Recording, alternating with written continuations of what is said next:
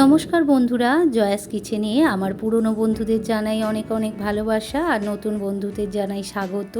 তো বন্ধুরা, আজ আমি আবার চলে এসেছি আপনাদের সামনে একটা রেসিপি নিয়ে। আজ আমি বানাবো সর্ষে বাটা দিয়ে ভোলা মাছের ঝাল। খেতে অসাধারণ লাগে, আর ভোলা মাছ তো খুব একটা টেস্টি মাছ, এটা খেতেও খুব ভালো লাগে। আর এই রকমভাবে যদি আপনারা মাছের ঝালটা রান্না করে গরম গরম ভাতের সঙ্গে খান দুপুরবেলায়, খেতে অসাধারণ লাগবে। ভিডিওটা প্রথম থেকে শেষ পর্যন্ত দেখার অনুরোধ রইল, আশা করি আপনাদের খুব ভালো লাগবে। তো চলুন শুরু করা যাক ভোলা মাছের ঝাল। ভোলা মাছের ঝাল বানানোর জন্য এখানে আমি মাছ নিয়ে নিয়েছি 5 পিস মাছ। মাছটা বাজার থেকেই কেটে এনেছে। মাছগুলো ভালো করে পরিষ্কার করে ধুয়ে নিয়ে একটু লবণ, হলুদ আর গুঁড়ো লঙ্কা দিয়ে মাখিয়ে রেখেছি। গ্যাসের উপর আমি একটা কড়া বসিয়ে দিয়েছি। কড়াতে বেশ কিছুটা সর্ষের তেল আমি দিয়ে দিয়েছি। তেলের মধ্যে একটু লবণও দিয়ে দিয়েছি।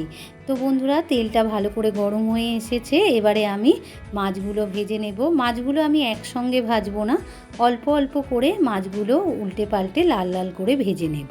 মাছগুলো লাল লাল করে ভাজা হয়ে গিয়েছে। এবারে আমি একটা পাত্রে মাছগুলোকে তুলে নেব। আজ আমি সর্ষের তেলেই রান্নাটা করব। তো বন্ধুরা, সর্ষের তেলে রান্নাটা করলে খুব ভালো হবে টেস্ট। এই একই রকমভাবে আমি সব মাছ ভেজে নেব।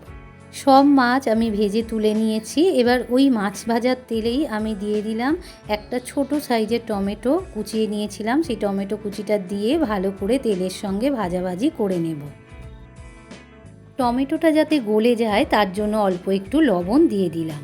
টমেটোটা বেশ ভাজাভাজি হয়ে গিয়েছে আর বেশ গলে এসেছে। এবারে আমি দিয়ে দেব সর্ষে বাটা। এখানে আমি 2 চামচ সাদা সর্ষে আর 4টে কাঁচা লঙ্কা পেস্ট করে নিয়েছিলাম আগে থাকতে, সেই পেস্টটাই দিয়ে দিলাম। দিয়ে ভালো করে টমেটো আর তেলের সঙ্গে আমি সর্ষে বাটাটা একটু কষিয়ে নেব।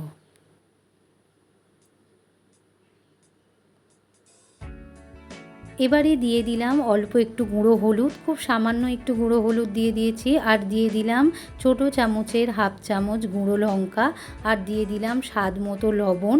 দিয়ে সমস্ত মশলা ভালো করে কষিয়ে নেব। দিয়ে দেব 4টে কাঁচা লঙ্কা। মশলা থেকে যতক্ষণ না কাঁচা গন্ধ ছেড়ে না দিচ্ছে ততক্ষণ পর্যন্ত মশলাটা আমি কষিয়ে নেব। মশলাটা ভালো করে কষানো হয়ে গিয়েছে আর মশলা থেকে বেশ তেলও ছেড়ে দিয়েছে। এবারে আমি দিয়ে দেব ধনেপাতা কুচি। ধনেপাতা কুচিটা দিয়ে ভালো করে আমি কিছুক্ষণ নাড়াচাড়া করে নেব। এবারে আমি দিয়ে দেব জল। আমি এখানে আগে থাকতে একটু গরম জল করে রেখে দিয়েছিলাম, সেই গরম জলটাই দিয়ে দিলাম। দিয়ে ভালো করে নাড়াচাড়া করে নিয়ে আর কিছুক্ষণের জন্য ফুটিয়ে নেব। বলকটা বেশ ফুটে এসেছে। এবারে আমি দিয়ে দিলাম ভেজে রাখা মাছগুলো। সমস্ত মাছগুলো দিয়ে ভালো করে ঝোলের মধ্যে নাড়াচাড়া করে নিয়ে প্রায় 1 মিনিট আমি ফুটিয়ে নেব।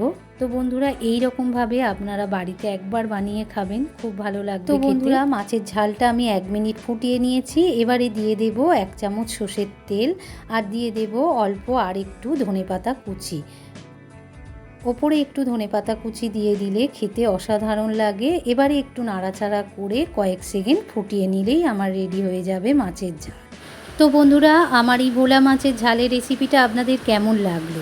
যদি ভালো লেগে থাকে তাহলে আমার চ্যানেলটিকে লাইক আর শেয়ার করে দেবেন।